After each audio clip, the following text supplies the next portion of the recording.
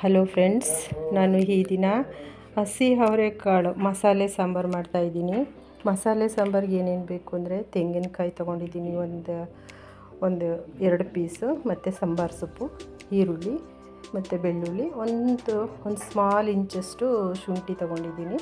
ನಂತರ ಇಲ್ಲಿ ಅವರೆಕಾಳು ತೊಳೆದು ಚೆನ್ನಾಗಿ ಇಟ್ಕೊಂಡಿದ್ದೀನಿ ಅಂದ್ಬಿಟ್ಟು, ಮತ್ತು ಒಗ್ಗರಣೆಗೆ ಸಾಂಬಾರು ಆದಮೇಲೆ ಸೊಪ್ಪು ಹಾಕಲಿಕ್ಕೆ, ಮತ್ತು 1 ಸ್ಪೂನ್ ಕಡಲೆ, ಒಂದು ಮಸಾಲೆ ಐಟಮ್ಸ್ ಚಕ್ಕೆ ಲವಂಗ, ಒಂದು ಚಕ್ಕೆ ತೊಗೊಂಡಿದ್ದೀನಿ.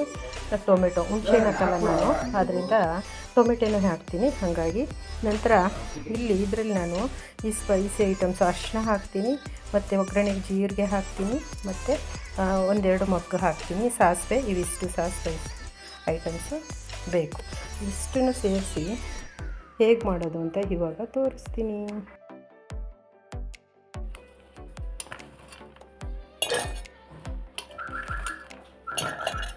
ತೆಂಗಿನಕಾಯಿ ಹಾಕ್ತಾಯಿದ್ದೀನಿ, ಒಂದು ಇಂಚಷ್ಟು ಶುಂಠಿ ಹಾಕ್ತಾಯಿದ್ದೀನಿ, ಒಂದು ದಪ್ಪ ಗೆಡ್ಡೆ ಬೆಳ್ಳುಳ್ಳಿ ಹಾಕ್ತಾಯಿದ್ದೀನಿ, ಸ್ವಲ್ಪ ಒಂದು ಗೆಡ್ಡೆ ಈರುಳ್ಳಿ ಹಾಕ್ತಾಯಿದ್ದೀನಿ, ಮತ್ತು 1 ಸ್ಪೂನು ಕಡಲೆ.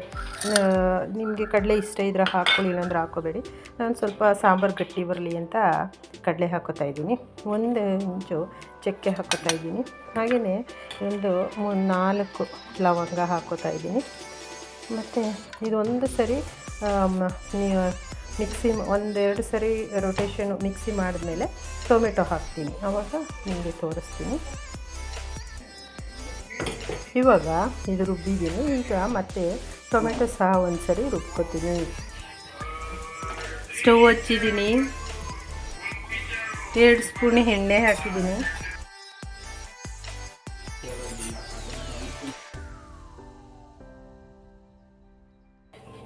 ಹಾಕಿದ್ದೀನಿ,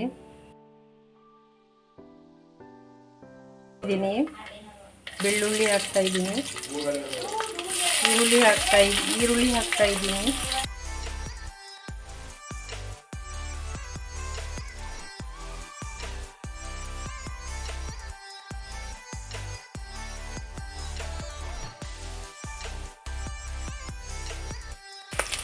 ಕರಿಬೇವು ಸೊಪ್ಪು, ತೊಳೆದಿಟ್ಕೊಂಡಿರೋ ಅವರೆಕಾಳು ಹಾಕ್ತಾಯಿದ್ದೀನಿ,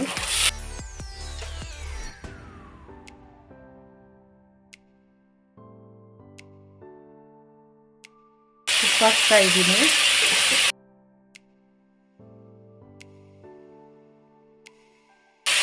ಅರಿಶಿನ ಪುಡಿ ಹಾಕ್ತಾಯಿದ್ದೀನಿ,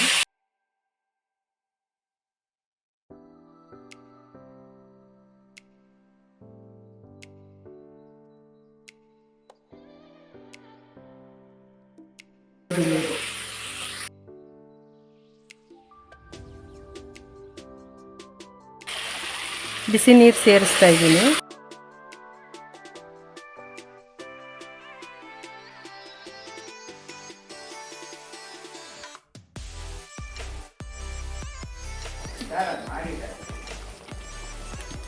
ಎರಡು ಸ್ಪೂನು ಖಾರದ ಪುಡಿ ಹಾಕ್ತಾ ಇದ್ದೀನಿ,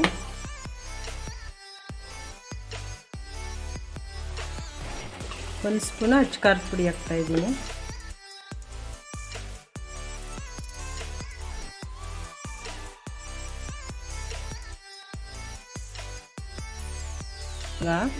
ಮೊದಲು ಸ್ವಲ್ಪ ಉಪ್ಪು ಹಾಕಿದ್ದೀನಿ, ಇವಾಗ ಸ್ವಲ್ಪ ಉಪ್ಪು ಸೇರಿಸ್ತಾ ಇದ್ದೀನಿ.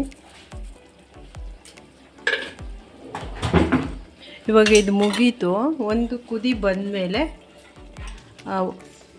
ತೆಗಿತೀನಿ.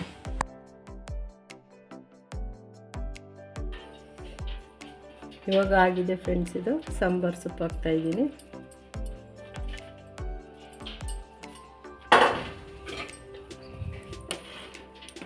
ವಾವ್, ಎಷ್ಟು ಚೆನ್ನಾಗಾಗಿದೆ ನೋಡಿ ಅವರೆಕಾಳು ಸಾರು, ಸೂಪರಾಗಿದೆ.